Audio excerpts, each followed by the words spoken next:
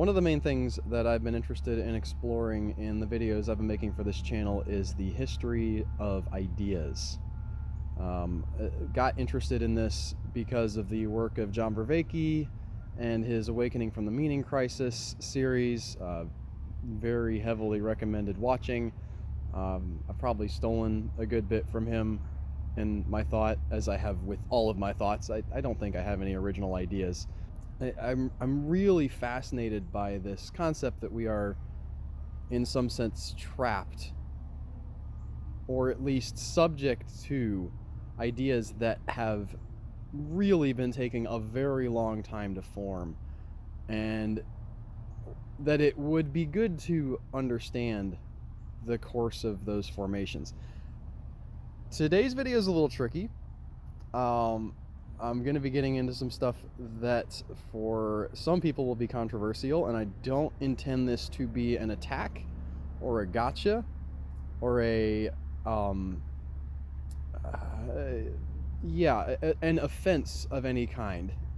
I am coming at this topic from outside the tradition that it is typically understood within, and so I don't feel any particular connection, any desire or need to follow a specific doctrine, as I would if it was something that my own religious tradition taught.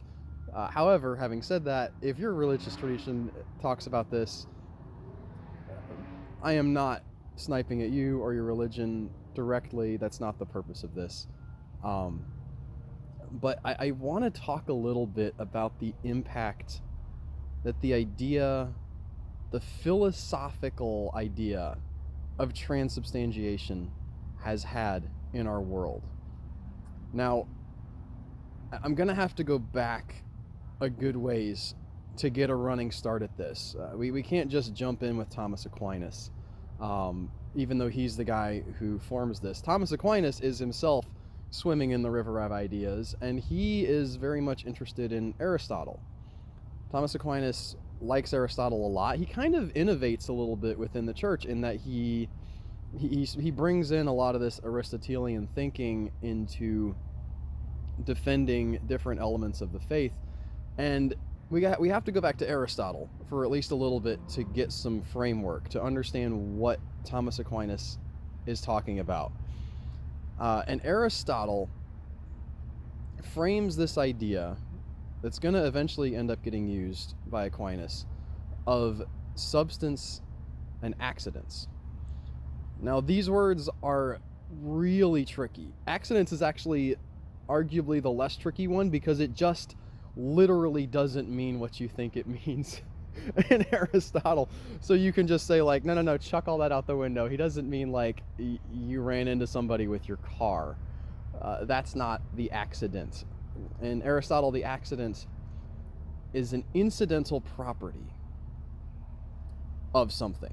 So, for instance, across the yard there, I see a wheelbarrow, and the wheelbarrow is red.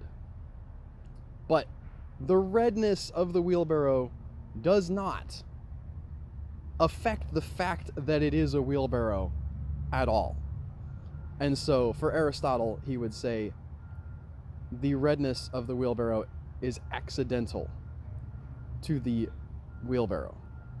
And the other word, the word that's going to be really tricky for maybe everybody involved in this conversation except for Aristotle, is the word substance.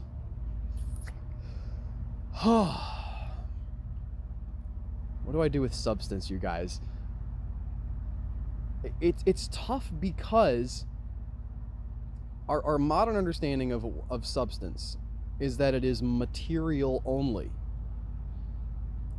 And one of the things that's really going to affect this conversation down the road from Aquinas is the introduction of atomism. We already had our video on atomism. I'm not going to retread too much of that, but it's very, very interesting that especially the Jesuits, who were teachers in the tradition of Aquinas, heavily rejected atomism for a long time. Not because they themselves did not see its power.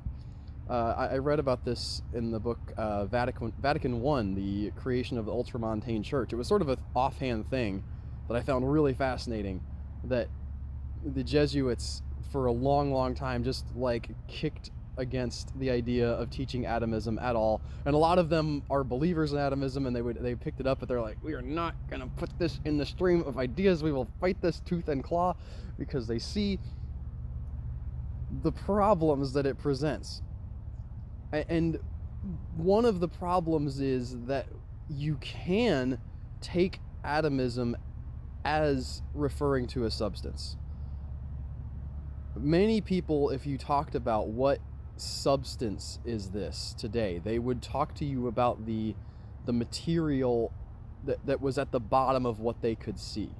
They might not say it's hydrogen and carbon atoms, but they would probably still reduce it to some specific matter.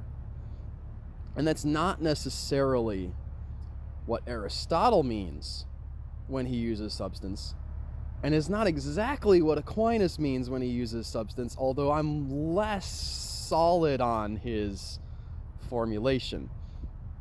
When Aristotle talks about substance, he's saying it's the thing that makes the thing the thing. So to go back to our idea, let's forget about the wheelbarrow. The wheelbarrow's boring. Let's talk about a dog. All right? Aristotle points over at a dog and he says, okay, see that dog over there? That dog has white hair. But it could have brown hair and it would still be a dog. So the hair is incidental. It is accidental to the substance of the dog being a dog. And let's imagine that the dog is tragically hit by a car and all 4 of its legs must be amputated to save its life. While we would normally say, okay, dogs have 4 legs, yes, that's sort of in our mental picture of a dog, the dog doesn't stop being a dog if you have to cut off its legs or its ears. I mean, we're getting kind of gruesome here, right? But like, we can point to a dog that's had its ears cut off or trimmed and be like, still a dog. Tail cut off, still a dog. So these things, Aristotle would say, are accidents of the dog, and they do not directly affect the underlying substance of the dog. I have more thoughts on this, but I think I'll probably do a different video on substance itself. So I'm not going to dive into, I'm not going to give you my thoughts on substance. We're just going to fast forward to Aquinas. Aquinas is like a millennia later. Right? And he's, you know, Aristotle is in like 100 years BC, maybe 200, I forget the exact date. Aquinas is 1200 AD. So way later, Aquinas picks up this idea of Aristotle's accidents and substances, and he's like, aha, you know what I can do with this? Guys, I can talk about transubstantiation. And what Aquinas does in the book Summa Theologica is he takes this idea of accidents and substance, and he says, okay, we want to talk about the bread and the wine and how they are turned into the body and the blood of Jesus Christ in the communion. And this is something that had been discussed for a long time in the church. It's really important to remember that this specific doctrine of transubstantiation does not get codified until 1200 AD.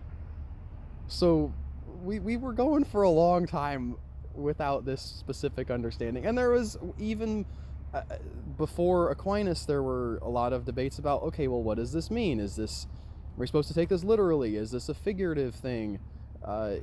Aquinas doesn't come new to these debates. He's on the literal side, but he doesn't know exactly how literal, because he looks at the bread in the communion and he says, well, doesn't look like human flesh, and this wine that I'm drinking doesn't taste like human blood. It doesn't seem to be actually blood and body, but I believe that it is.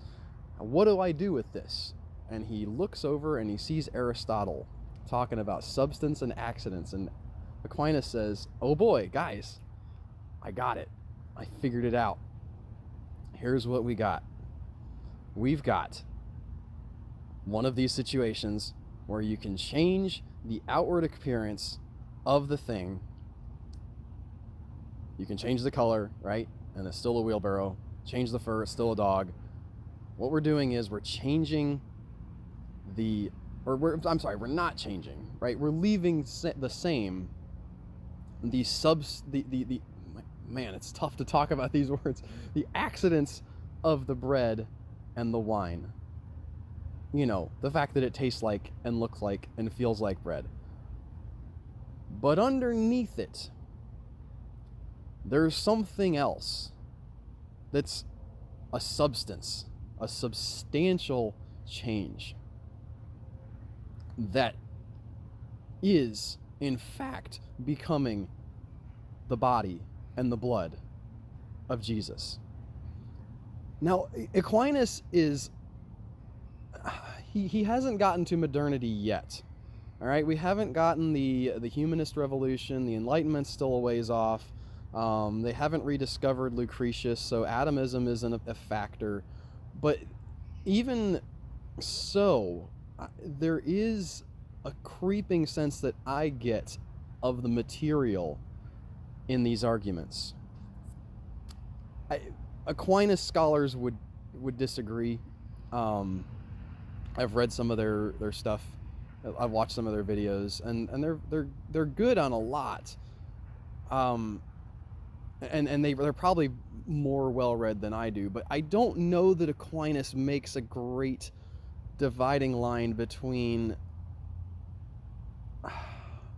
how would I put this?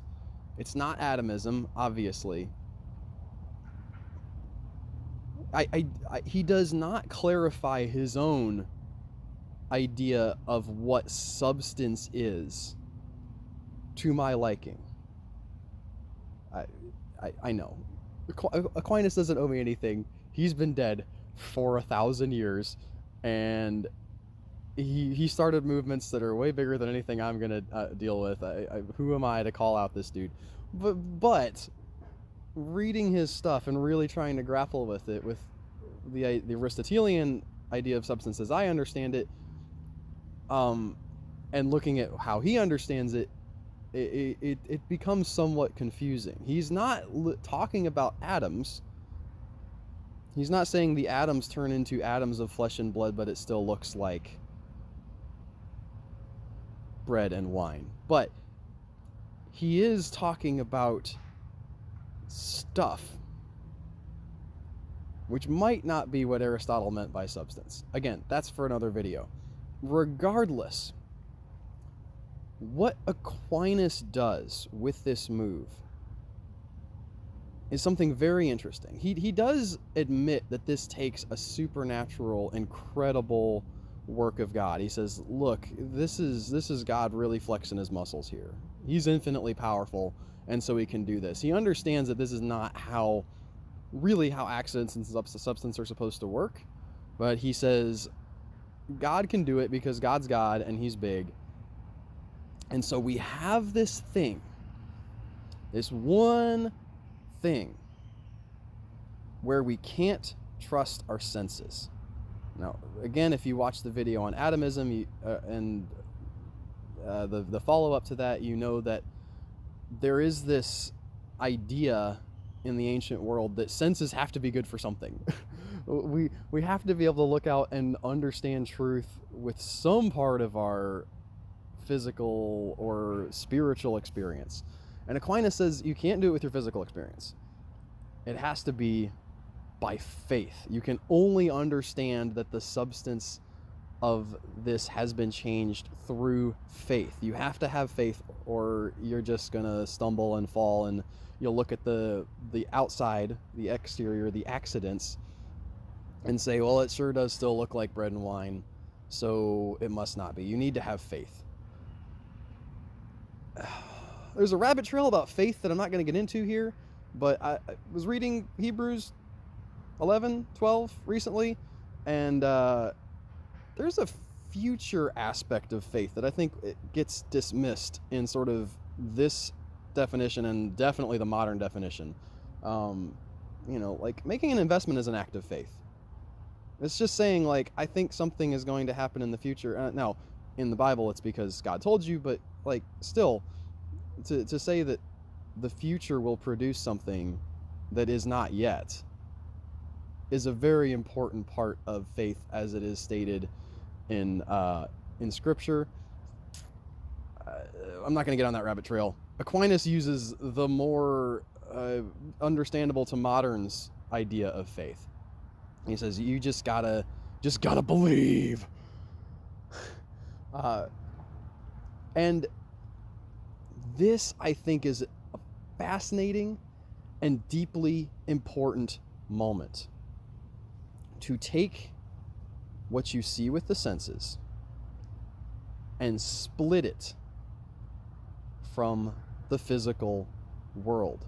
This is the move that Aquinas makes. He says, your senses tell you one thing, but let me tell you, what's really there is something else.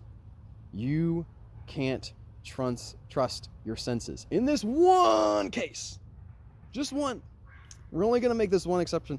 Everything else is fine. We're going to leave all the rest. All the trees and the birds and the dirt and all that stuff, like, yeah, you can get truth about those things from your senses, but with the Eucharist, it's a miracle. You got to have faith.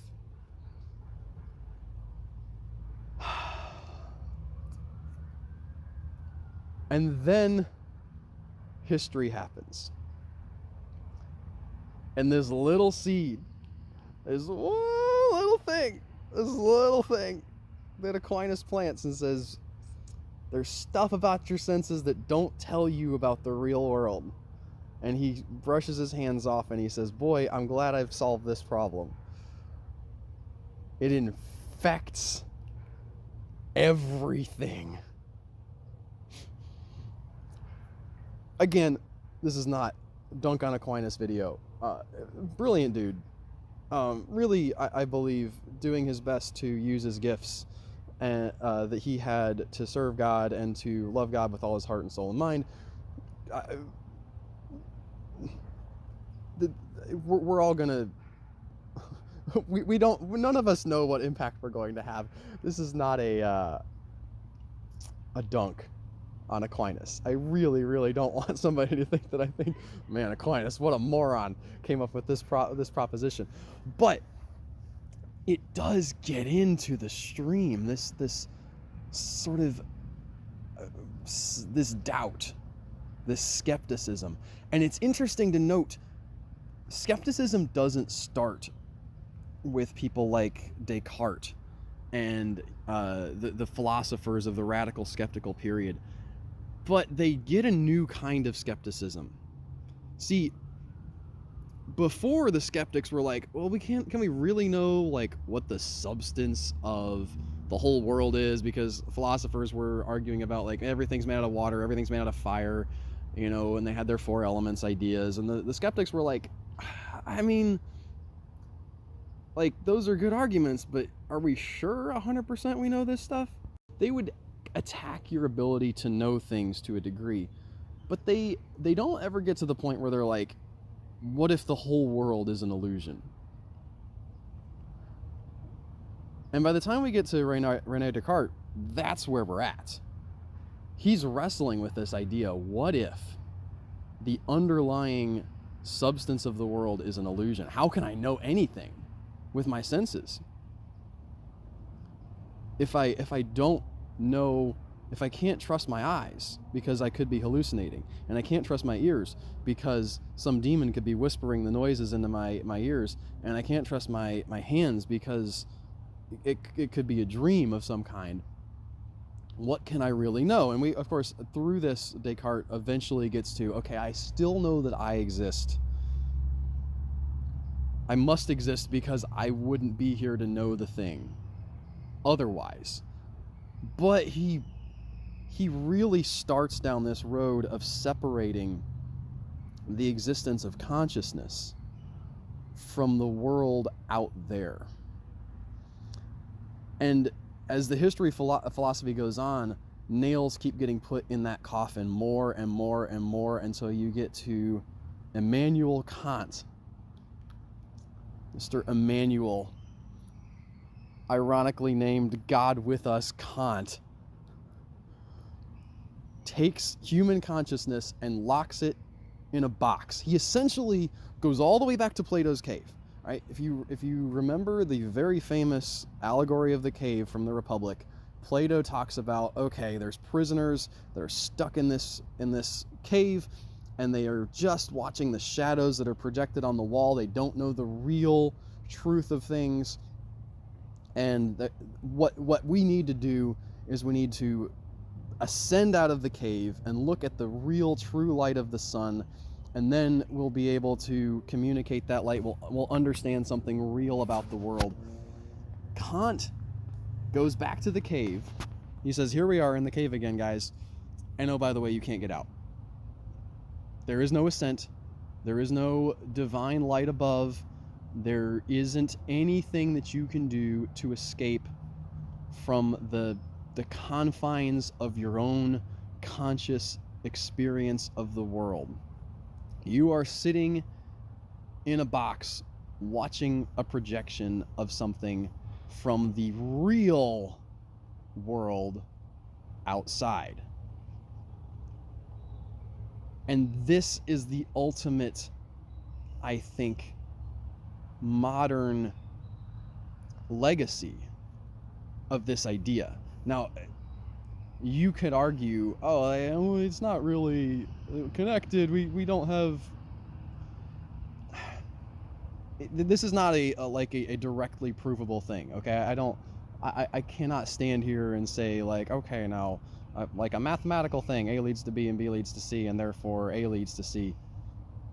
But I cannot escape the idea that when you take something that's fundamental to the religious practice of everybody at this point, but this is before the Reformation, right? And it becomes doctrine that we are going to say that the reality of what you are experiencing is not actual reality. That seed cannot help but grow. And my contention here is that it grows into this radical skepticism that cuts humanity off from the entire world. The idea that Kant presents is that yes, there is a reality out there. Yes, there is a real world behind the colors and the sounds and the things that you feel with your fingers. You will never have access to it. Kant calls this thing the thing in itself. And he says, look, it's this thing, it's out there, I don't know.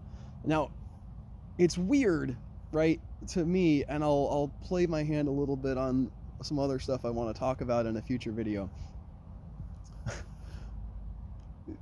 Thingness is a human construct made by people who have experience of reality. Inness, the possibility of something being in something, is something that we have created through our sense data.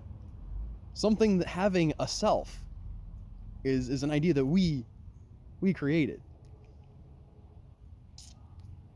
There's some contradictions in Kant, some contradictions, if you will, of ideas, in that he's like, oh yeah, we don't really know what's out there, and yet he uses ideas of the way that we know things all the time to say, like, yeah, but they really are.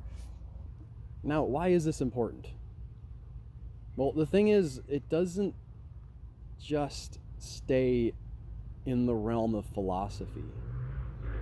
This idea of there being an interior reality that is not matched by your exterior circumstances, it comes down to infect not just our conception of the world, but our conception of ourselves. Because now we can look at ourselves and say, I seem to be this, but really I feel that I am this. the modern transsexual movement and other much less sort of what would I call divisive expressions of individuality are really all about this. They are really all about this idea that inside I am something different than you can see. This radical disconnect from the physical reality and the spiritual reality, to say that the spiritual reality is something completely different, that in the heavenlies, in the secret sacred self, to steal a term from Paul Vanderklay, the person who I really am isn't the person that you can see, and is disconnected in a radical, fundamental way from the person you can see. We don't necessarily worry so much about Kant's thing in itself reality, and out there somewhere there's the real stuff that we can't access. But we very much are in conversation with the idea that inside there's a reality to me that is disconnected.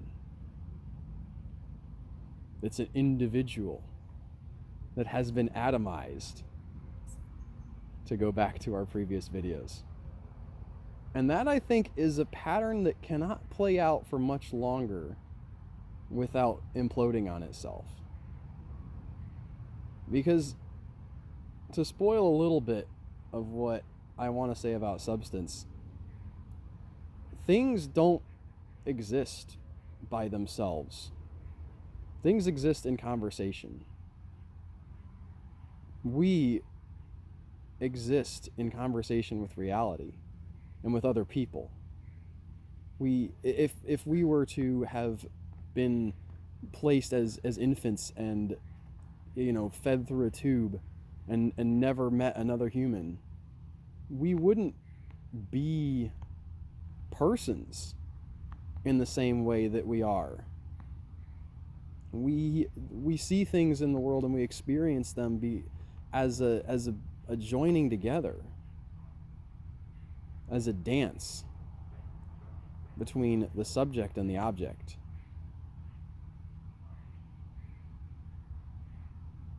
Reality isn't possible without both. And the further we go into the individual, I think, and into the subject, the more the tyranny of the object becomes a problem. You need both. Both of them are real. Anyway, speaking of conversation, I've said a bunch of stuff here, and some of it was probably stupid. If you thought it was stupid, let me know how in the comments below. Thanks for watching.